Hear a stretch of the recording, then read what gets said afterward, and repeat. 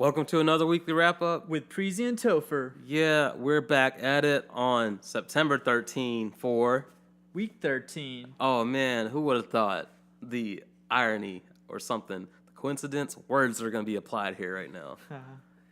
Nah, we planned that shit. Not really, though. Nah, we just, if y'all knew how our brains work, y'all know we didn't plan shit.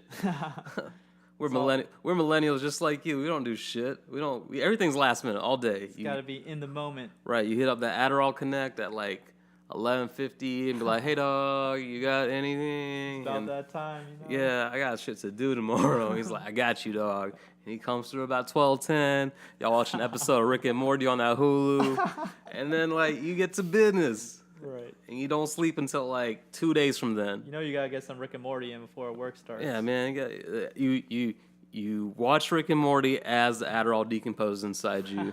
And then once the episode of Rick and Morty's done, you like on fire, ready to go. You inspired by Rick's genius, and you got Adderall to help you out too. feel like a god amongst men. But enough Adderall talk. This week, however, was not as eventful as our Adderall binge nights. There's not too much going on. I don't know. We'll get into it. Gary Johnson. I'm not gonna give you one of those headline lists because we really don't have that many topics. Fortunately, this week was kind of chill. Like as far as masses of amounts of information go, the Illuminati has been doing a good job of just not getting too crazy for us. But Gary Johnson asked, "What is Aleppo on Morning Joe?" Topher, would you like to elaborate? Yeah, so Morning Joe is the show on NBC, and Gary Johnson was interviewed, and he asked, "What is Aleppo?" For those of you who aren't familiar with Aleppo, it's a city in Syria in which like a great deal of the fighting has been going on between rebel groups and government forces. So that's been going on since 2012. It would not surprise me if your average American was asked what is Aleppo. But Gary Johnson, he's running for the president of the United States, so he should probably know what's going on in Syria right now. So there's that. And then this was on Friday, September 9th. This is just another point about Gary Johnson actually. So on Friday, September 9th, he was put on the ballot in 50 states. So yeah, he's up there. It's exciting. And in North Carolina, he's polling at 15%. In Florida, he's polling at 9%. But yeah, this is definitely a roadblock for him. And I want to, I'm a Gary Johnson fan myself. I want to say that he was caught off guard to a certain extent. But I definitely think as president of the United States, Aleppo should be on your radar. Any foreign nation. Yeah. Exactly. Honestly. I mean, you're the guy who's going to be deploying troops if need be. So yeah, you should definitely be aware of what's going on internationally. For sure. So yeah. You can't just like not know what else is going on in the rest of the world when you're like the leader of a country.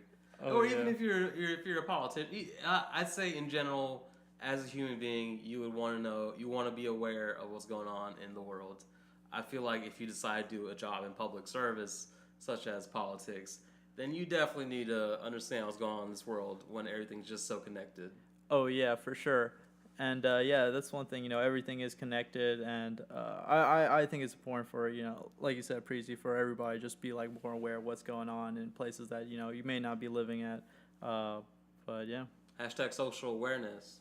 Exactly. Hashtag that shit for real though. That'd be dope. Like hashtag social awareness. Yeah, it's like. Started by Preezy and Topher. We don't have to be the ones that started it, but it'd just be cool if people like, yo man, just be more socially aware, you piece of shit. Right. That's not how things work, man. Like, learn. I don't know. We need to be aggressively polite. Get on that shit, people. Ceasefire in Syria between rebel groups and the Syrian government happened. It was brokered by the U.S. and Russia. Who would have thought? They finally said, "Hey, we should probably not let this happen." And Russia's like, "You're right." Right, getting shit going. So the Syrian government, Iran, and Hezbollah. Fucking Hezbollah agreed to the ceasefire. No, I guess that works out. Rebel groups were hesitant to take part because they have a feeling Assad will violate the ceasefire. Understandable. Right. However, the Free Syrian Army wrote in Washington on Sunday, November 11th, Oh, sorry, that was supposed to be September. I don't know why I wrote November. God damn it, October. On Sunday, September 11th, claiming that they would partake in the ceasefire. Right, so... Seems like a lot going on. Right, I mean, yeah, it's definitely a lot going on. There's so many groups in, Syria? partaking in Syria right now. It's like the Syrian government, Iran, Hezbollah, apparently they're all allies, and they've agreed to the ceasefire. And then like rebel groups, they're obviously and understandably very concerned and very hesitant about joining in on the ceasefire because they feel like Assad will start attacking again or use this time to probably like regain resources, recuperate. I mean, I'm sure they will too, but it's understandable that they're hesitant because there's been ceasefires before and they've been Assad has broken that deal. So yeah, that's definitely understandable. But yeah. Safe to assume Assad's a dictator. Oh yeah. Yeah, those dictators don't ever want to do shit. Yeah, just a number of casualties that's feel like going on, hundreds of thousands. Being a dictator would be mad chill. Just like everybody listen to what you do, and you just like they just got to do it. Right. They just already understand that like the repercussions of like what happens if you don't do what you're told. Right. And that's a lot of power to have, and then you kind of. I mean, I've noticed with most dictators, they just kind of become bastards. It'd be nice to see a dictator that was just like super chill, though. Right. Yeah. That's a good movie. That's probably a good movie. The Benevolent Dictator. Right. But then he has to become a bad dictator at the end of the movie, and then he dies. Oh man. Yeah. And then another dictator is selected. And I will figure it out. Cycle continues. Yeah. That's what part 2's for. That's what the sequel's for. Hillary Clinton has pneumonia. Oh, is that why she fell apart? Right, yeah, that was the whole thing. Dude, I saw that. I was like, yo, people are tripping over Hillary being weak and stuff. I'm like, right. Maybe she's really hot. Maybe it's like, it's been a long day. Maybe she didn't eat. Maybe her blood sugar's low. I mean, they act like she's not human or something, for real. Right, I mean, I think she was out there for... It was either she was out there for an hour and a half or she left an hour and a half early. Yeah, regardless, like... I mean, she's a human. Yeah. And, I mean... You're out there campaigning, traveling a lot, different environments. Yeah. It can't be an easy workload. It's like a damn tour. Right. It is a tour. It's a campaign tour. Yeah. But yeah, poor Hillary. Yeah, so she's taking a break. Oh, okay, yeah. You explained everything that happened. Yeah, I mean, I was just gonna read off the bullet. Yeah, she's taking a break on Monday and Tuesday. Oh yeah, let's get into some heavy shit. Yeah. So, a lot of things happening at universities these days where the universities don't be taking action in regards to these things that be happening. Yep. That we've posted. We hate talking about this because just like it's just not. It shouldn't happen. It shouldn't happen in the first place. About like it. Just, anyways. Yeah, I was telling Preezy a little bit earlier. Like when I first seen the link on Facebook, a few friends has posted it, I just like kind of scrolled over. It was like, all right, I'll look at this later, just because it's unpleasant. Don't want to. Yeah, I mean, so as UNC grads, it's kind of upsetting that this stuff still happens. But a UNC sophomore claimed to be raped by a UNC football player. Shit's not cool. The sophomore's name, which is like public information now, so it's not like I'm trying to like out anybody or whatever, is Delaney Robinson. Fuck, I just laughed. I'm sorry. Snow was barking. I apologize for that. I feel like a shitty person right now. But her name was Delaney Robinson, and she was a rape victim. She held a press conference today on Tuesday, September 13th. So today, that's when we're recording. The football player's name is also public information right now. His name is Alan Artis, and he's been suspended from the team, I assume, as well as the school, or just the team? He's been suspended from a team. Not sure about school. But it's definitely something to look into. And the incident occurred on Valentine's Day 2016 at Rams Village Apartments, which are like super South Campus for UNC. Basically where all the athletes a lot of athletes stay there in general. It's just always been that way. As like from even when I was like in school and stuff. That's like years ago. And even before that. Anyways, so Robinson's attorney said Orange County District Attorney refused to prosecute the case despite the physical evidence. Like, Robinson did exactly what she was supposed to do. She like reported it, had a rape kit,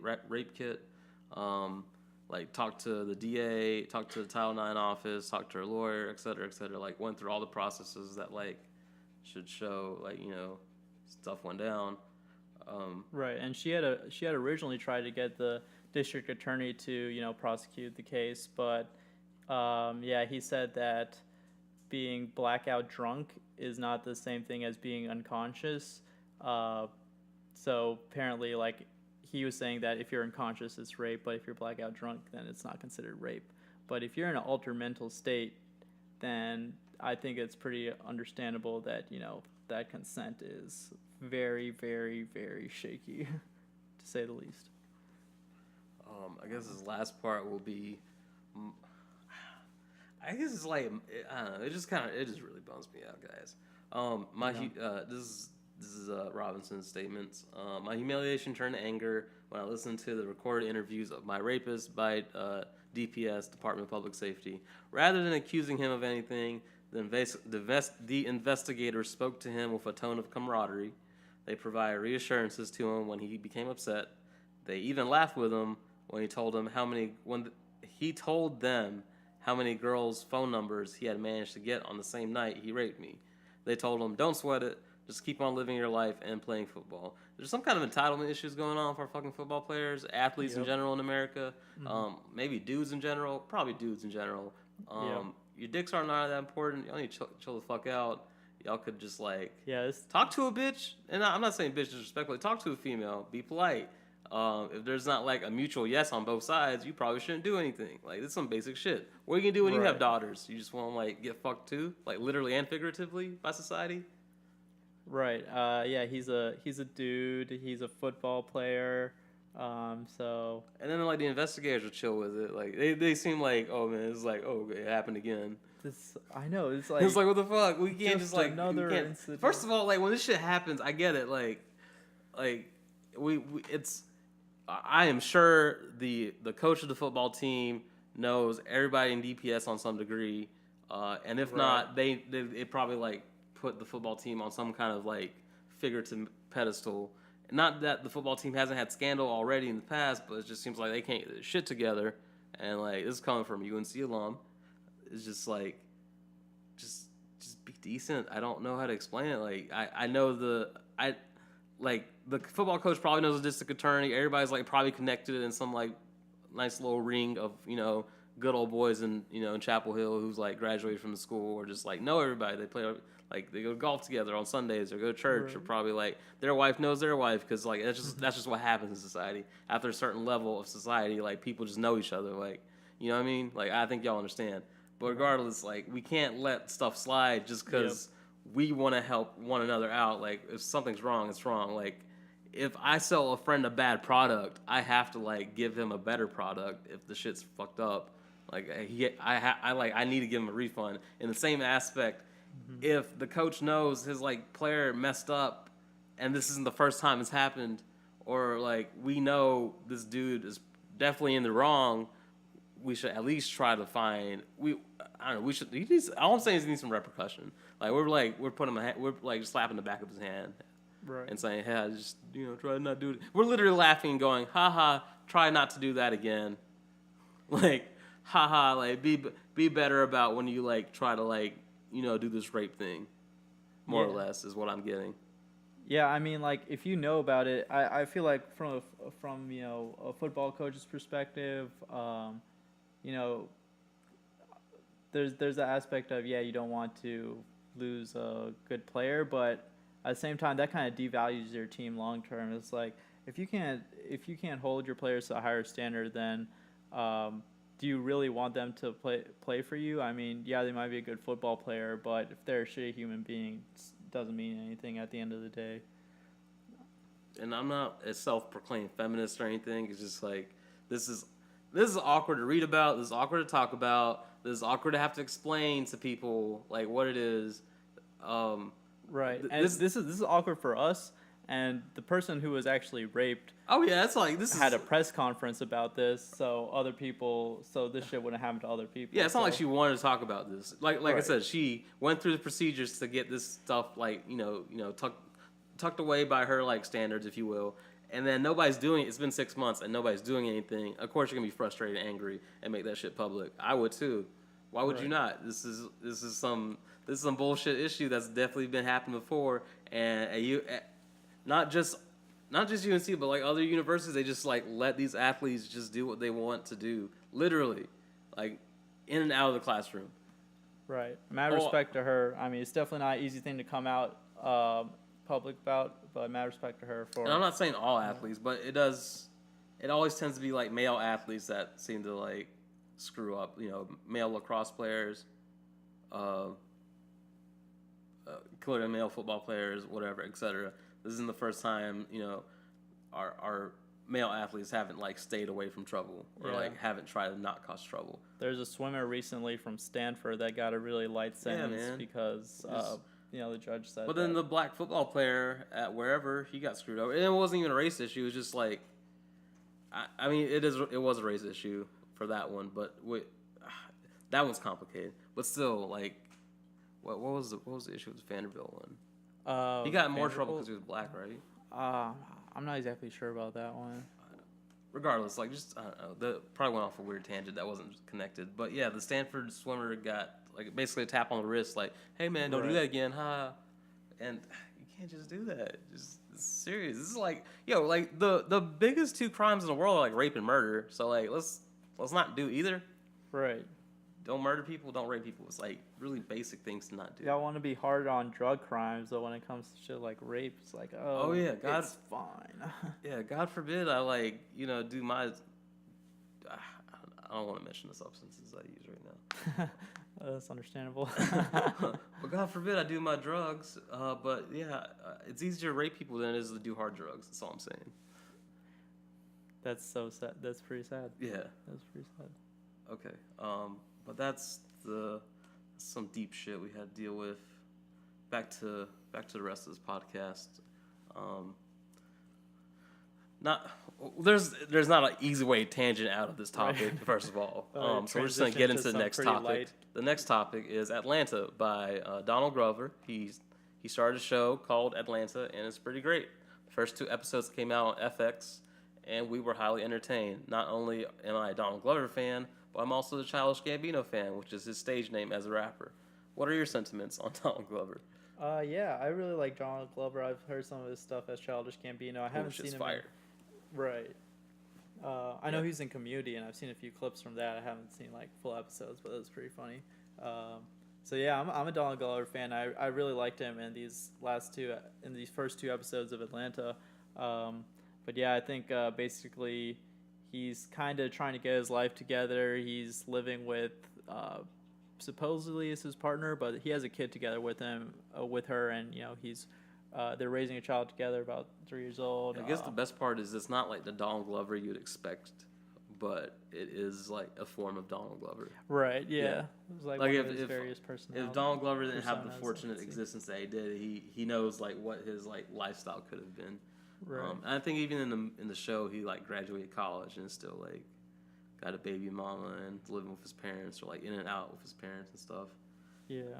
And I hear for the movie he got a cast of all black writers to explain, or like at least write out Atlanta, which is kind of cool because the entertainment industry is really full of like not minorities. Yeah. It is what it is, but most shows ended up written by a predominantly white cast, or white screenwriters, if not all white screenwriters, and that's just because like there's not a lot of minorities venturing out into like the creative entertainment industry, and I'm not here to like fault anyone for that, but it's just cool that Donald Glover took the initiative to like literally hunt down people that look like him to help write a story that reflects his community so well. Right, yeah. I enjoyed a lot of the scenes from them. That's really cool that they had black writers. I feel like that, just makes it more, more adds realistic. Something to it, yeah. Right. And it's cool. And then he has 2 episodes, one with him, I don't know. The second episode, he's in the prison. Is all I gotta say. And that episode is kind of real. Like, it mirrored reality way too well, and it was kind of made you think. Right. It was like basically this dude, and he was I don't know if this guy was in jail or not, but he was talking to a transvestite who and yeah, it seemed like he was interested in her, and he's just like, you know, talking her up, and then everybody was kind of clowning him for that, and Donald Glover was sitting right in between him and this transvestite woman that he was kind of hitting on, and he just like took out all his aggression when everybody started like making fun of him for hitting on this transvestite woman. He was taking out all his aggression on Donald Glover. And it was just like a really awkward position for Donald Glover to be in. He's just like, I don't know what to do right now. Yeah, Atlantis is a good show. We enjoy it. Keep up with it, y'all. Yeah. South Park comes out tomorrow for South Park fans. Oh, nice. Yeah, I didn't know that until today. Thank goodness. But, yeah, South Park starts September 14th on Wednesday nights. Yeah. Okay, music talk. Tracy Lamont and Convo the Mutant performed at Local 506 on Friday. Shit was hype. Yeah, because Tracy and Convo got bars for days, and they spit their asses off. They rapped so hard. Right. And there were some other rappers, but I didn't watch their shows because I don't know them. And I'm not gonna say fuck them, but you know, figuratively fuck them, because I know Tracy and I know Convo. They're not on that Tracy and Convo the Mutant level. No, those I went to the show for them, and that's it. Yeah. So shout out to Tracy and Convo for getting. I don't know. They killed it. They have really good chemistry. They have really good stage presence. It is a really fun show to go to. Yeah. I just like upping up Tracy as much as I can, because you know Tracy's the homie.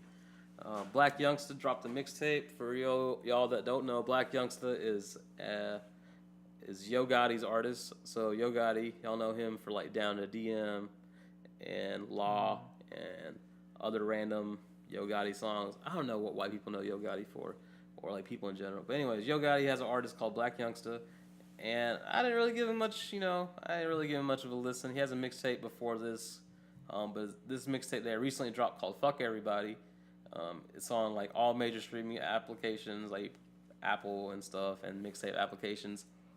He calls it Fuck Everybody. I listened to it in the gym, and I don't hate it. It was pretty good. Oh shit, I actually went through the whole thing. I think it was like 14 songs. And I went through the whole project. Really good, really cohesive project. A lot of good songs. Go give that a listen. Then this other guy named Eric Bellinger, he dropped an album, or mixtape. He dropped a mixtape called Eric B for President. I have no idea who he is. He's apparently a singer, Grammy Award nominated or winning songwriter. And he has a mixtape called Eric B for President. That was really good. Have you listened to any of this? I've not. Okay, cool. Yeah, I enjoy them, so I imagine y'all might enjoy them. I'm pretty basic when it comes to music taste. Lady Gaga dropped a single called Perfect Illusion. That was fire. I don't know, Lady Gaga's pretty good in general. I enjoy the song because it's just good. Some good music, man. She's just back at it with them pop vibes, but she's fierce. She's Lady Gaga, and she's telling you to be yourself and telling Nice. you. Well, the song's called Perfect Illusion, so it was like, you know, the perfect illusion, but it was really hype that, you know, this moment in time, we just had like, everything looked like I wanted it to. It wasn't like I thought it was, but it looked great. And that's the perfect illusion. And Lil Wayne dropped a song called Grateful. You can exclusively find this on Tidal. It's just kind of inconvenient for me. I had to like... I literally bought a fucking Tidal subscription just so I could listen to the song. If y'all question how much of a Lil Wayne fan I am. So I'm already on Apple Music, got a family plan for fam, like my sister and my mom, but I spent an extra $10, used a student discount. Thank goodness I'm a student nice. online. Got student discounts. Yeah, and I got a Tidal subscription. So now I have 2 subscription services for music. One that's gonna, expire within a month because I'm not gonna renew it. But that's how much I want to listen to the song, guys. Anyways, this Lil Wayne song's amazing. Is it the free month trial right now? No, it's for Tidal. No, I already used that up Gotcha. last year. Yeah. So this is Lil Wayne's song. He called it Grateful, and he was tweeting this past week in regards to being mentally exhausted and defeated, and he's gonna like quit rapping. He's tired, and a bunch of rappers were like, "Nah, man, don't do that." Even Kendrick Lamar was like, he posted a video about how much he like loved Lil Wayne because he was like rapping along to his songs, like, "Don't do that." And Drake brought out Lil Wayne in Houston. He's like, "Yo, this is my brother. I stand with him for life." And Chris Brown, you supported him, and Young Thug, and the list just goes on. I'm supporting him. I'm not like a major rapper, but hey, I spit bars. I got a mixtape coming out. I'm some kind of rapper, and like Lil Wayne's a huge influence. He the amount of music he put out from 2005 to 2009 that was easily accessible, that allowed me to like just get through my existence on a day-to-day basis. I don't think I can ever like really pay him back for that. I don't know. It seems a little. Anyways, it was I don't know. I don't know how to explain my infatuation with my appreciation and infatuation for like Lil Wayne as a human being, and like my appreciation and infatuation with his music on just like a general like appreciation, and then like just love for like the content and little rhymes he has. In regards to his rhymes, this song, he's got bars, yo. He's coming hard. He's like put all that shit on the table, like, you know, fuck Cash Money. He doesn't say fuck Cash Money per se, but he has two significant lines where he goes like, you won't see Stunna stand next to me, and you won't see Stunna write checks to me. Stunna being Birdman, he like knows Birdman's gonna be a snake ass business guy, and he's just like, I know I'm not gonna get paid off him, but it's cool, just let me go. I want to go do my own thing now if you're not gonna pay me, and that's understandable, man. Like you can't just like, that's like keeping an employee and saying, here, you go run this company, and I'll pay you to go run the company, but I'm not gonna pay you. That's basically what happened. Like Lil Wayne literally put Cash Money on his back. Nobody else from that, like before Drake and Nicki, like nobody's really out of Cash Money doing much work. Let's keep it real. And even Drake and Nicki are like Young Money artists. So yeah. But yeah, go listen to that. Grateful by Lil Wayne. Great song. Usher dropped an album called Hard to Love. I don't care because I'm not a big Usher fan. I'm sorry, but Usher's an amazing R&B artist, so it's probably a great project. Go listen to that. And then I watched a video with Rich the Kid featuring Jaden Smith. I'm just mentioning it because I thought that was hype. Jaden Smith was in there. It was like his Tesla X. Oh shit! That he got before anybody else got. Tesla? Yeah. He had a Tesla X before anybody else had a Tesla X. That's why it's so fly. Pretty dope. And then Rich the Kid's in there with his Maserati, and they're just like, it's a swag song. They just like swag really hard, but it's like nice to see Jaden Smith do something like that. That's pretty dope. And then Tidal reported a $28 million loss with Jay-Z's streaming service. Tidal is a they have post-huge losses of almost $30 million. Losses were seen in Tidal's Swedish-based parent group, Aspiro accounts. So Jay-Z owns Tidal, but Tidal was still like under a parent group. I don't know how that works business-wise. So Tidal reportedly got about 100 payment default records since March 2015. So they're supposed to be paying Aspiro for something, but they haven't been doing that. And Jay-Z purchased the company through his holding group for $56 million. So I guess that makes sense. So Jay-Z definitely owns the company. He bought it, but he didn't buy it out. You still have to pay to get the rest of your company. You have to pay, the holding group, Aspiro, to have full control of it. So I think that's what the issue is here. Y'all know Tidal's not that hot. Let's keep it real. Like Spotify and Pandora, and right. I guess Apple Music now. They're the ones that run streaming services. They might want to get on selling to Apple or. Yeah, we told you that a couple weeks ago where Kanye was like, yeah, Apple, you need to buy Tidal. Oh, yeah, and like as a Tidal subscriber right now, like I'm not mad at it. It's a good service. Like the user interface and stuff is really nice. You get exclusive content because like these artists are inside of it. But I don't know. I don't know what they need to do as a business. I'm just gonna let you know, like Tidal does not suck if you decide to go check out Tidal and want feel obligated to help support them or whatever. How much is it per month again? It's like $20 a month. Okay. And then it's like $10 a month for like not premium. So like premium means like hi-fi quality audio. Okay. And then the $10 a month is like regular audio, but I don't know what the difference is. And then if you're a student, you get 50% off. So yeah. Oh, nice. But that's all the music news I have. DJ Khaled released a new video for Nas album Done. Oh yeah, that's Nas album Done. Yeah, it was a pretty long video. Yeah, it was a long video. 8 minutes. There's like this part. It was like the first 3 minutes. He's basically, having a conversation with Ox, one of his. I'm not exactly sure. This is one of his homies. Ox is from Belly. He's like a Jamaican. He's like a. His real name I don't remember, but he's a Jamaican artist, like a dancehall reggae artist.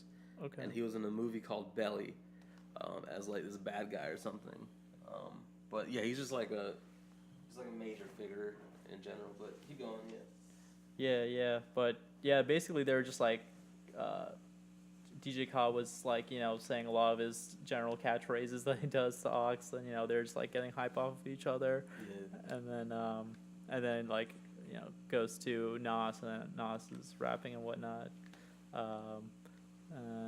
Yeah, I mean the video ends like after the entire song. There's like another like 2 minutes, I feel like, where DJ Khaled is dancing with a bunch of women wearing like really bright dresses. I think it's supposed to show Caribbean culture sort of thing. So always going above and beyond, huh, DJ Khaled? Yeah. Well, you got anything else? I think that's all for my end. Y'all want to hear it? Well, we can't. We don't know if y'all want to hear anything. I got no banter to share. I got no jokes. I've given y'all the information I found throughout the week. Hope y'all have enjoyed that. Leave us some comments. Let us know what y'all think. Tell your friends to subscribe and stuff, please. Right. That'd be nice. Still trying to get to that 100 subscribers mark. Yeah, I appreciate the listeners. Like, for real. Like let me know if y'all listen. Tweet me at PreezyNC or whatever. Snapchat me at PreezysNC. Let me know. I'll send you something back. If I know you personally, we can get a drink or something. I don't know. Right. But yeah, I appreciate the listeners. $3 sake bombs at Spicy 9 on Thursdays, Fridays, and Saturdays. Yeah, that's when we hook y'all up. All right, cool. Catch y'all next week. See you.